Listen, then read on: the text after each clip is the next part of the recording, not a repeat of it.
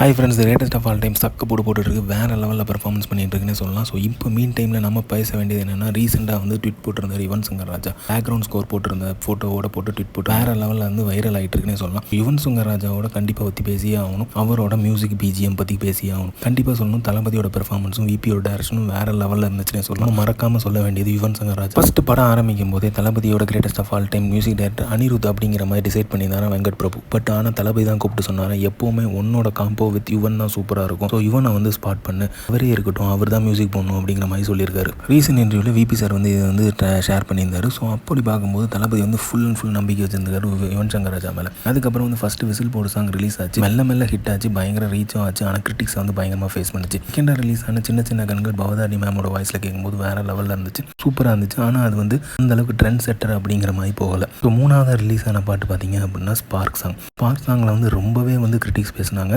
நிறையவே பேசினாங்க. அதுவும் டிஏஜிங் விஜய் பார்க்கும்போது ரொம்பவே கிரிட்டிக்ஸ் பேசப்பட்டுச்சுன்னே சொல்லலாம். அப்போ கூட விபி சார் வந்து இப்போ ரீசெண்டாக இன்டர்வியூவில் ஷேர் பண்ணியிருந்தது என்னென்னா, பாட்டு நல்லா தான் இருந்துச்சு, என்ன வந்து இந்த மாதிரி லுக்கில் பார்க்கறனால பாட்டு ரீச் ஆகலையோ அப்படின்னு சொல்லிட்டு விஜய் சார் ஃபீல் பண்ணதான் சொல்லியிருந்தார். பட் அதுக்கப்புறம் வந்து ஸ்பார்க் சாங் வந்து வேறு லெவலில் ரீச் ஆச்சு, நல்லாவே ரெஸ்பான்ஸ் இருந்துச்சு. ஹிந்தி சாங் வெர்ஷன் வந்து பயங்கர ரெஸ்பான்ஸ் கிடச்சிதுன்னே சொல்லலாம். அதுக்கப்புறம் ரிலீஸ் ஆன 4வது சாங் தான் மட்ட சாங் பயங்கரமான ரீச் கிடச்சிது, வேறு லெவலில் ஹைப்பும் ஆச்சு.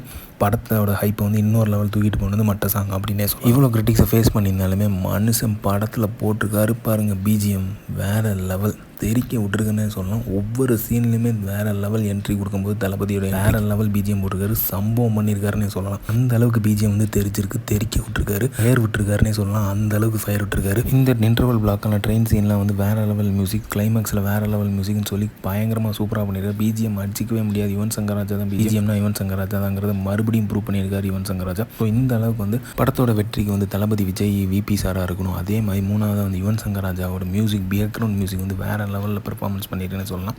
பட்டையை கிளப்பியிருக்காருன்னே சொல்லலாம். ஸோ இதில் எந்தவித சந்தேகமே இல்லை. ஸோ யுவனோட மியூசிக் ஃபயர்.